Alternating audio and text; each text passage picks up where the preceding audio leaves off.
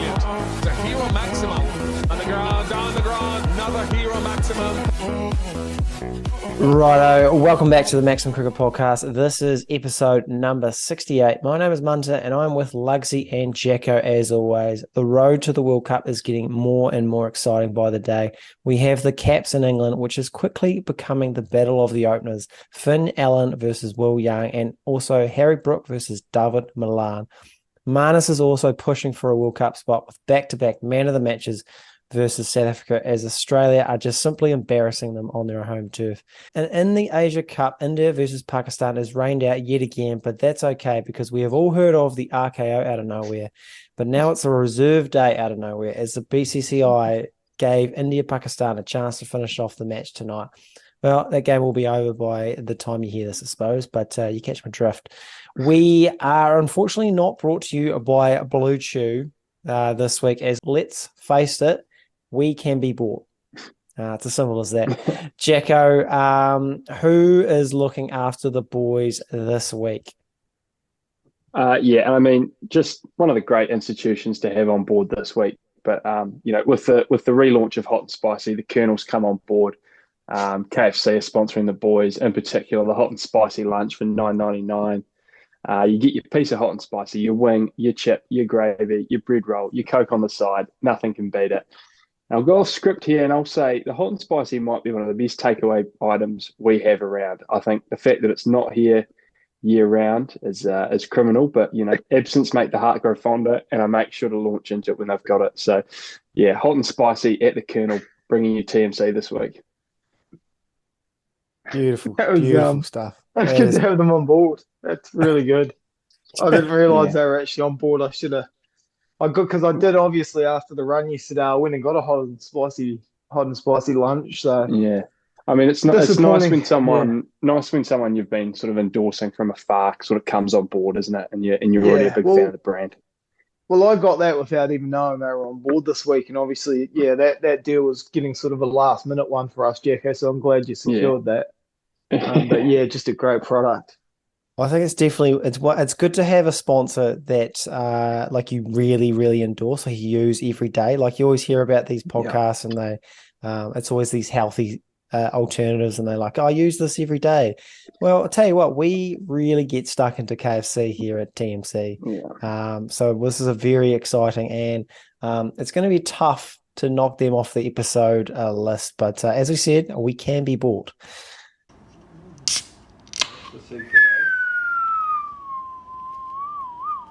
Let's get into some Gurk. Lads, since we last chatted, New Zealand and England completed their 4-match T20 series and have started their one-day series. In the fourth T20, Santner and Sodhi took 551 off their 8 to restrict England to 176 off their 20. New Zealand, without Conway, chased it down very easily. Seifert, Phillips and Chapman all made pretty rapid 50s to get New Zealand over the line comfortably with 6 wickets in hand. This, of course, levelled the series 2-2 after being 2-0 down. This famously means you actually win the series because you feel like you are the better side. The first ODI capped off a massive weekend for New Zealand sports, pun intended. The Black Caps absolutely trounced England in the first ODI. England were asked to bat first. No Jason Roy or Bairstow, as Harry Brook and Dawid Malan were asked to open in a move where it felt like it was a straight shootout for a World Cup spot. Malan won the first round as he made 54 off 53. Stokes made 50. Butler and Livingston also made 50 as England got to a competitive 291 off their 50. Ravindra, as the sole spinner, was the pick of the bowlers, 3 for 48 off his 10. In a surprise move, which we will get to later, no doubt, Will Young was asked to open the batting with Conway ahead of Finn Allen. He made 29 off 33. Him and Conway put on 61 for that first wicket. Nichols at 3, who just feels like he's a bit of a placeholder until Kane's ready to go.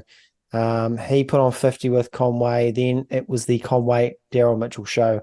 180 unbeaten for the third wicket as New Zealand won comfortably with 8 wickets to spare. They both made their fourth one-day hundreds as Mitchell was the main aggressor, 118 off 91, but Conway, classy as always, 111 off 121 rocks. The second ODI was greeted with a bit of rain in Southampton.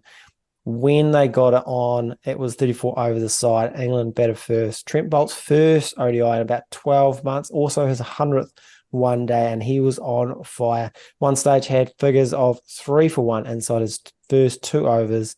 When Brook fell to Henry, the score was only 28 for 4. England, all sorts.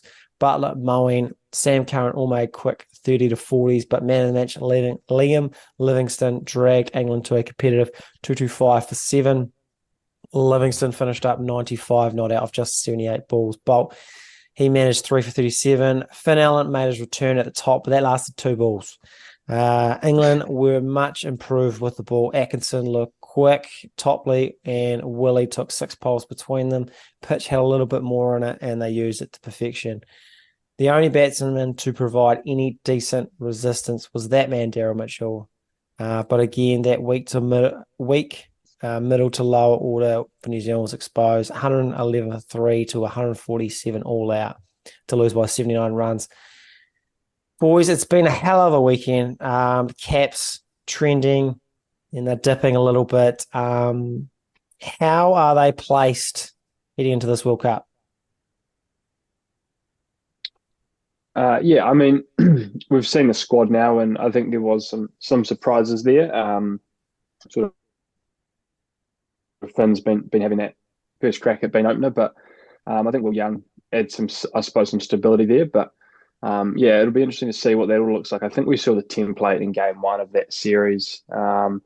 We basically are asking Conway or Kane to go big, 100 at 100, and then some sort of form of Phillips, Mitchell, and Latham to strike it at higher than 100 and drag us to 300. So I think that's sort of the blueprint now they're trying to implement and what they think is going to win them this World Cup. And look, it worked once against England, so let's hope it can work once or twice more. And this sort of final squad and guys can get some time in their positions they're going to play at the World Cup. So weird series. I don't really know how you play 8 games and make it 4 of each, but especially leading into a World Cup. But it's obviously someone higher above our pay grade. But I would have gone 3 and 5 personally. But yeah, 4 and 4 seems a bit weird that you could play 8 games and be all square at the end of it over 2 different series. But however.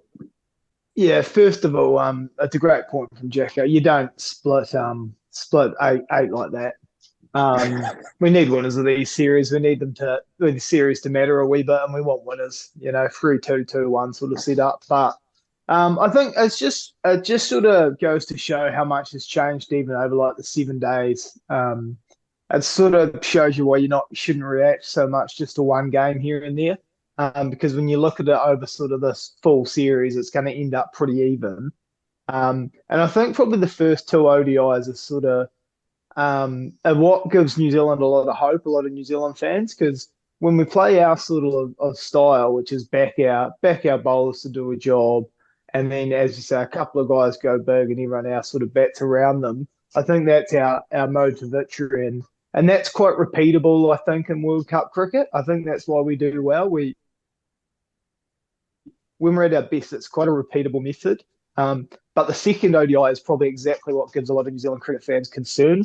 Because if we don't get off to a good start or we lose a few early, it just doesn't feel like we've got enough sort of power down in our middle to lower order to sort of dig us out of a hole and then go big again. Like, I just at the moment don't think we have a Livingston who can, bat 6 or 7 and get 90 off 40. So I guess, across the series, it's proving to be very even. And I think the good and bad of what New Zealand can do is sort of on display and has been in these first ODIs. Yeah, 100%. I think, like you said, the first ODI is showing New Zealand fans what it looks like when it goes well, and that's decent bowling, sort of just maybe some top order wickets, like Bolt power play wickets. That's crucial that he's back. Stranglehold in the middle, Santner, Sodhi's going to come back. Ravindra's been quite good. Ferguson looked good in that first ODI. Obviously, no Mill, no Ferguson, that second ODI, that was a bit telling. Like, it looked like Southey, Henry, and Bolt just doesn't work. Like, it's two same, similar to a Kyle Jameson. But I think probably and if they can get enough top order runs, like if they get bulk runs out of Conway, Mitchell's in the form of his life. If Kane can sort of get close to 2019 form, you get those three just humming. Like, I think that's the formula to do well in this tournament. Bulk runs from the top order, get to around that 300, and then just really stranglehold it with the ball. I think the difference between the two sides is probably that second ODI. I mean, England were in all sorts, like 50 odd for 5. They were 100 for 6. And yet they somehow get to a really competitive score. Obviously, it's just shortened games. I think that suits England. But when you've got like Sam Curran batting at 8, David Willey at 9, like, you can sort of just keep going the whole time. Whereas, this was a deep batting lineup by New Zealand standard, like having Ravindra at 7, Santner at 8. But we just sort of, like, we were 120 for 6. So we're in a better position than England were. Yeah, we're all out for 140 and England 200 for 6. So I think it just gives England more ways of winning, where we've sort of got, this is the way we're going to win. And if we veer off path, we're probably going to lose. So, yeah. Boys, what do you make of the World Cup squad? And in particular, Will Young over Finn Allen? Yeah, it's definitely interesting. I think, as we saw, I think that game one has given us that sort of blueprint of, there's probably only 2 or 3 question marks now in the side leading into the World Cup, which I suppose one of them they've answered, which is who's going to open with Conway, and they've gone for Will Young. It's interesting because you think India and you think sort of big crowds and runs and fast starts against seam bowling in the power play when it's normally the easiest time to bat. It seems like a last minute sort of change of philosophies going into the World Cup.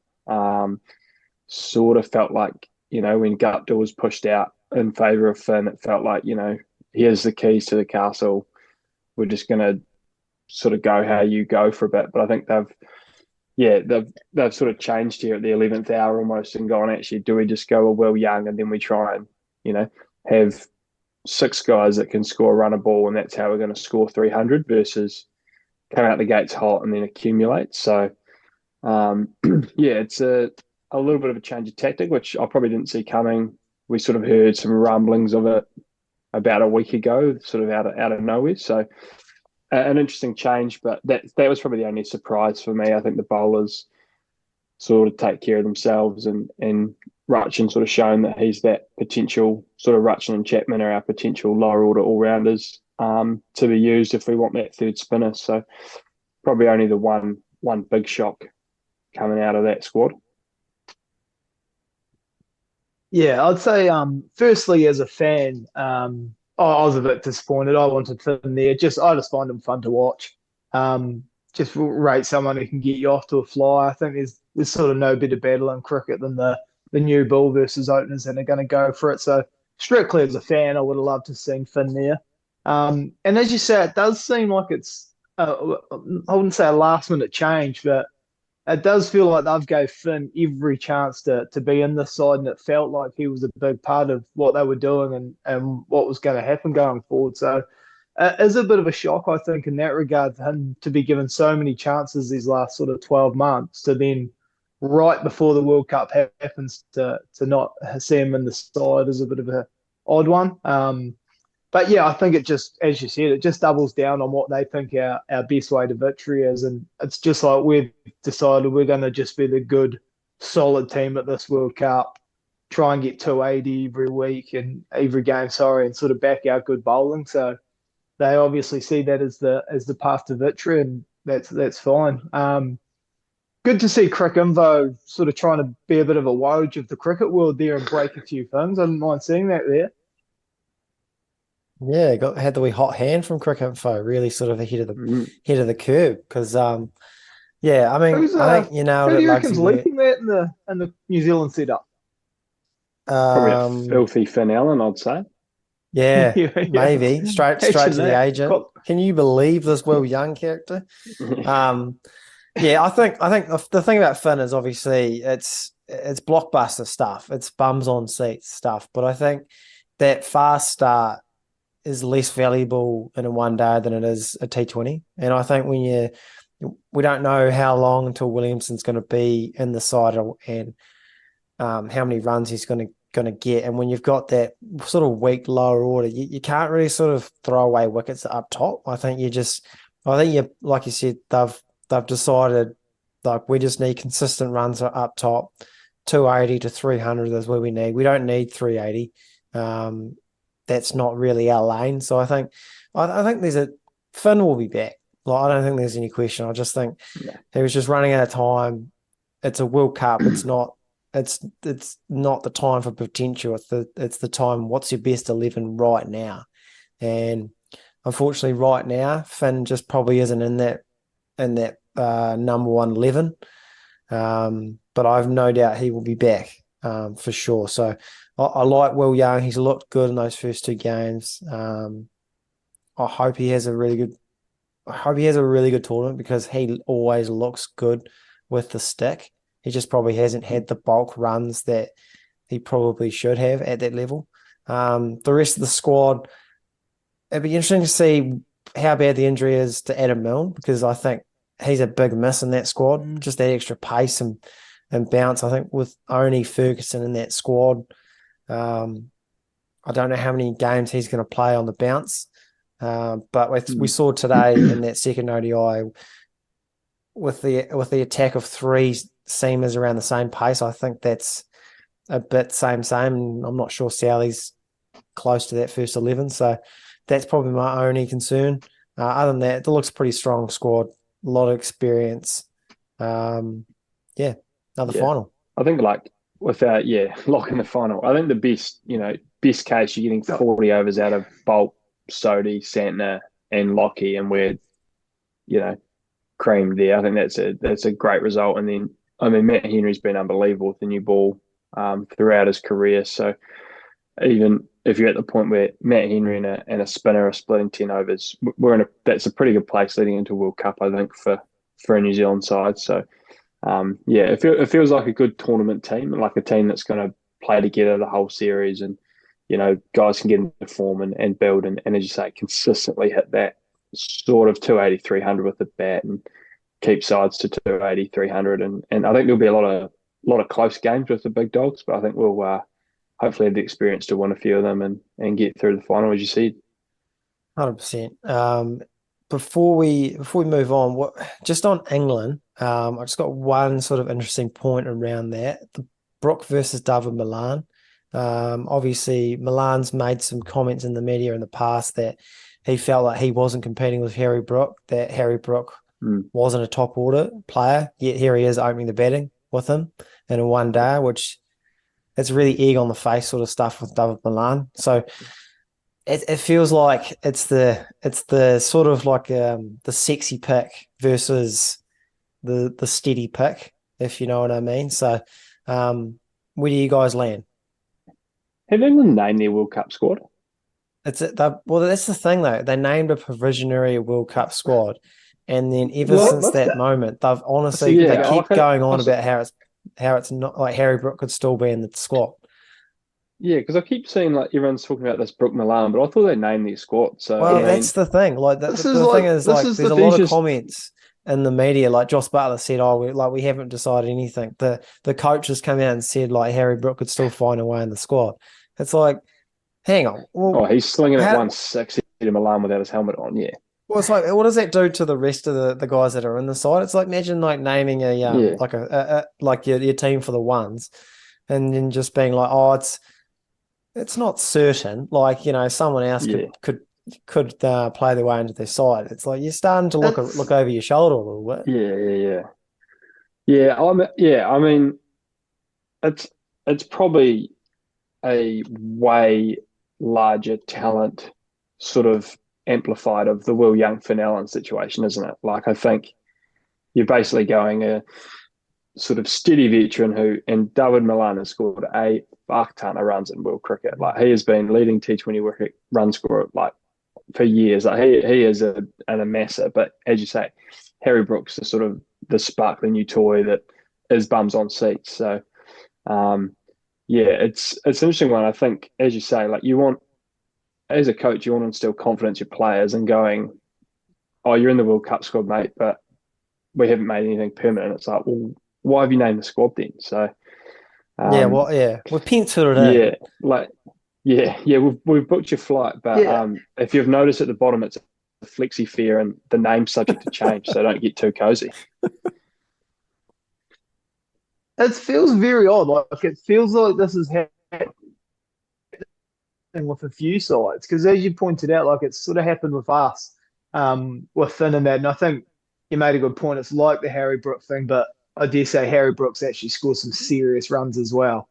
Like, he's I think a lot far ahead than Finn at the moment. So he's actually, like, with him versus David Malan, there's sort of no going wrong there. I think you've got two serious players.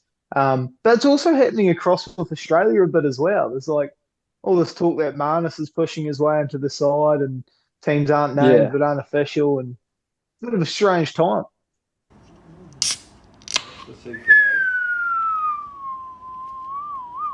We talk about Aussie South Africa because it's a good sort of segue, because like, Marnus is really, really starting to make some noise, and there's some players that are not doing the opposite. Like, if we do a quick summary of the 2-match one-day series where it's been all Australia. So the first one day, South Africa batted first.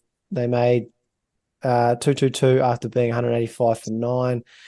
Bavuma, 144 red, carrying his bat. His average is over 50 in one-day cricket, which is not a stat that I would have guessed. I'm not going to lie. We haven't always been very kind to to Timber.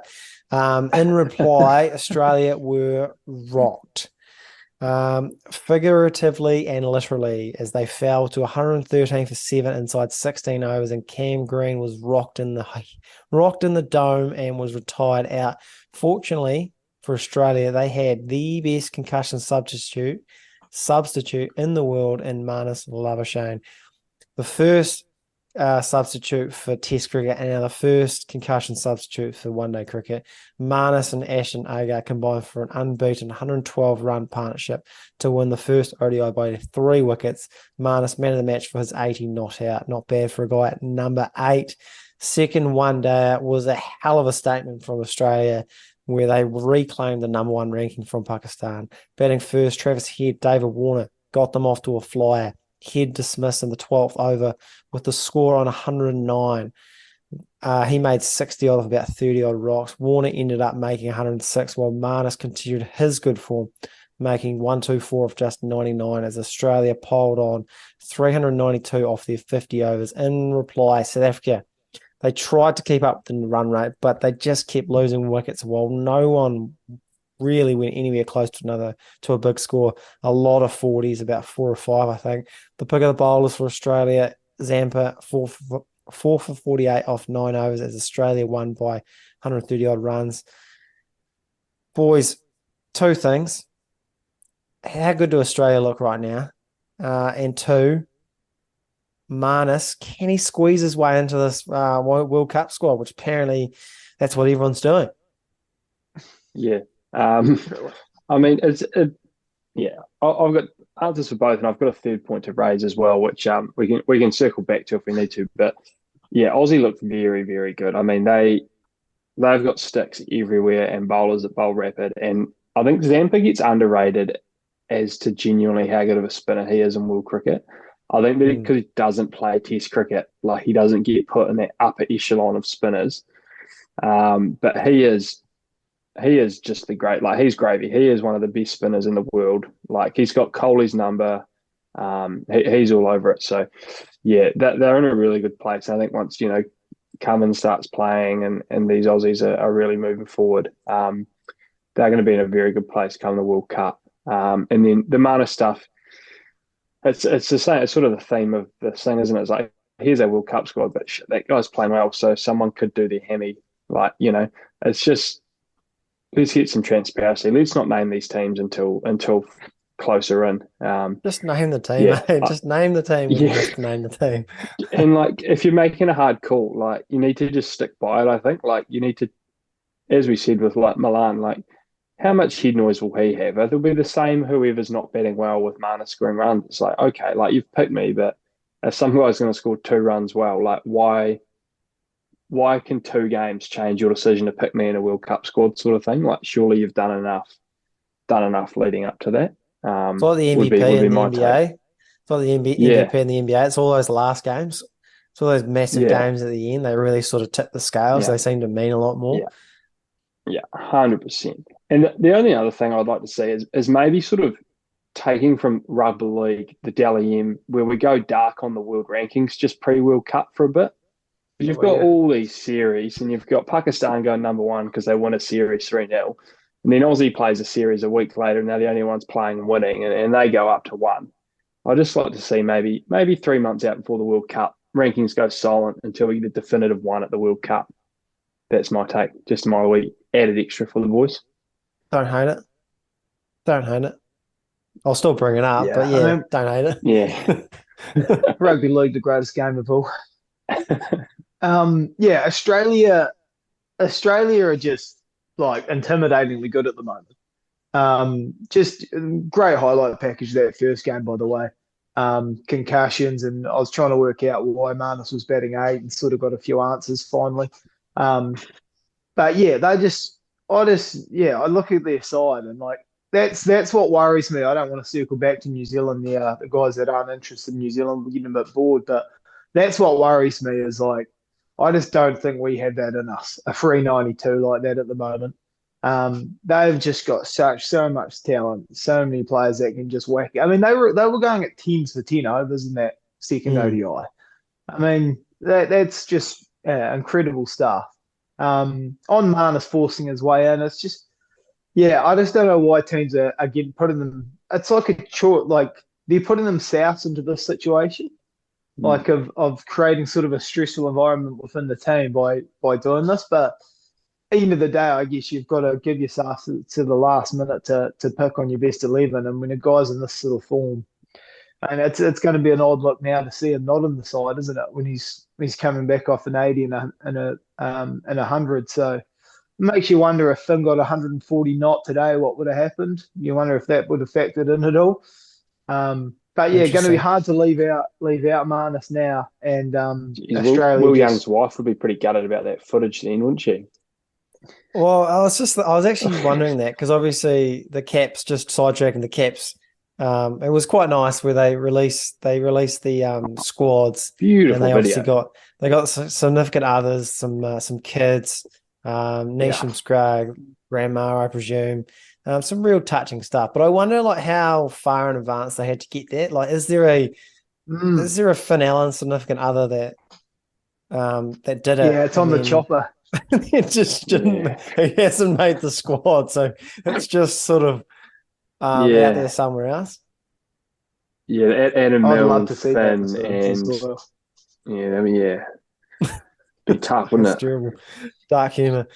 Okay, I'll add my 2 cents on Australia and then we'll move on to the Asia Cup. I think Australia, they sort of adapt like a lot of big boys, a lot of all-rounders, and they're going to go hard. And a little bit different than the sort of the old guard. But I think if New Zealand played them on a flat wicket, I think we're in trouble. I don't think we're capable of a 380, 390. But I'll be quite interested in how this Australian side handles a wicket that does a little bit. Have they got enough batsmanship in that side? Do they need a Marnus? Are they just baseball? Are they? What's that? Are they just baseball? Let's wait till we get them on a one that does a bit, eh? Yeah, I mean, I don't know. I don't know. Maybe. I don't know. Just watch that space.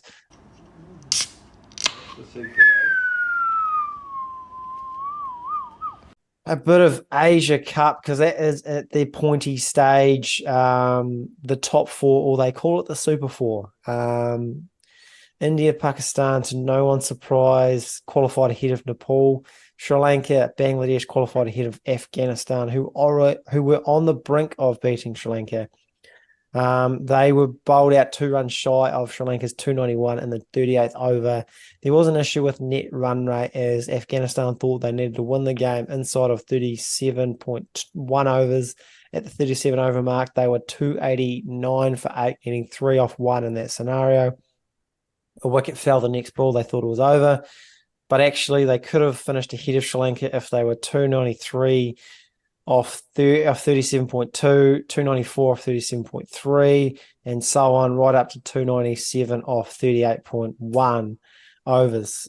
But unfortunately, they thought the game was over, and then they lost their last wicket a couple of balls later, all out 289, and lost the game by 2 runs, which is a tough way to go. Moving on to the Super 4 action, Pakistan, they beat Bangladesh very comfortably by 7 wickets, chasing 193. Sri Lanka beat Bangladesh by 21 runs to win their 13th one-dayer in a row. That's not nothing. In the big match between India and Pakistan, again, rain played its part as the day was washed out before Pakistan got a chance to bat. Dream result for India yet again. This time, India's top order turned the tables on Pakistan. Rohit and Shubman Gill, 121 for the first wicket off just 16 overs. They both made quick 50s. But get this, out of absolutely nowhere, they've just created a reserve day in the middle of the tournament.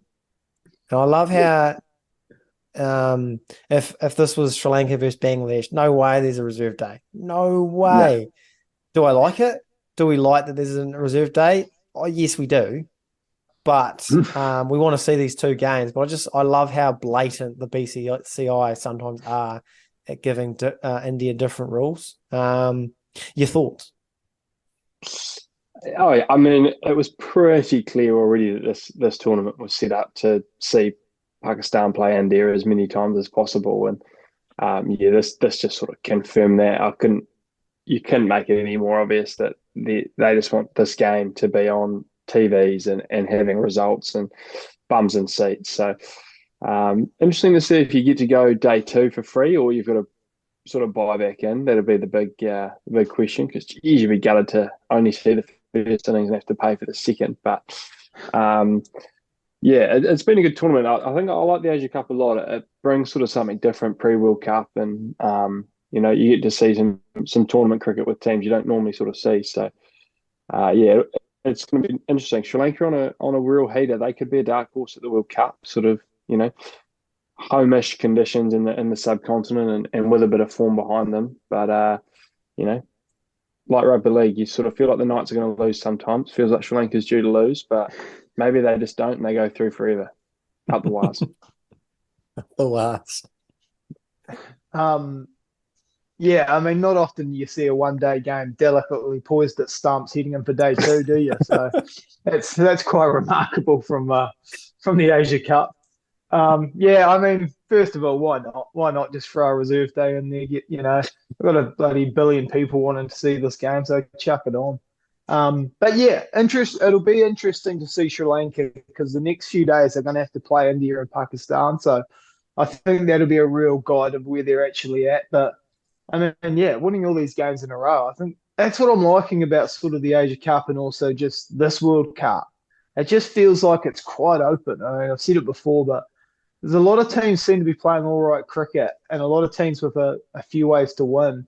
And with the way scoring's going, like, it just makes cricket so open now. You're like, a team can just get 350 on their day, and suddenly they've upset one of the big teams, and there you go. So, good wee tournament. I think sort of going to be interesting to see. I am interested in seeing how Sri Lanka go this next week to see where they're really at, because I think Pakistan, India, as we've said, are sort of right up there in the world at the moment. So be good testing point for Sri Lanka. I mean, the next stage for the BCCI would be if Kohli nicked off first ball and then they went, can't go at first ball. Like it feels like that's where we're heading at some stage, where they're just going to keep tilting it towards India's favour till it feels like they're the bloodline in the WWE, where they're just sort of they're getting all these. It's really It's really good we've got big sponsors like KFC on board because we ain't getting a cent from India at the moment. No. I mean, next you'll have Coley betting out there to no one and just pretending to score 100 like the Mits, probably. Just bums on seats. Imagine Coley scoring an invisible 100 to 100,000 in that massive stadium. They'd cheer it too. Yeah. They would absolutely. They'd turn up to watch him just bloody run in the middle and play shadow batting. It's like in the when you're a kid, when you were playing sort of in the backyard and you were like pretending you were like it was a real innings, and you might be playing with yourself and you're like, boys are 8 down, still 100. That was outside of cricket. Yeah. How good's creating scenarios where you're struggling as well, and you've got to sort of come from behind. You just got to really knuckle down. Oh, I've never walked out there at 100 for none. Like it's always been 31 for 5. The cap's in trouble and out strolls Cromedy for a fighting 100.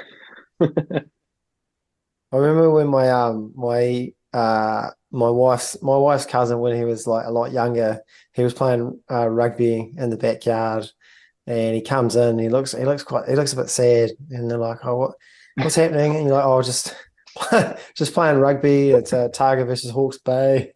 And he's like, "Oh, who's winning?" "Oh, I'm losing."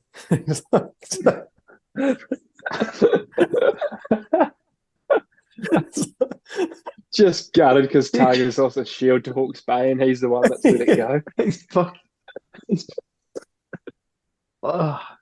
Good stuff. That's remarkable. Right, let's wrap her up on that note. Another episode in the books. Thanks for listening, watching with us. If you enjoyed the show, please do like and subscribe, leave a rating and review. If you want to support the show, that's the easiest way to do it. If you want some extra content, check out the Patreon Power Play, where we drop an extra podcast a week every Friday. Thanks to Lugsy and Jacko as always, and I'll catch you guys next week, same time, same place. Up the wires. Catches. Up the chucks.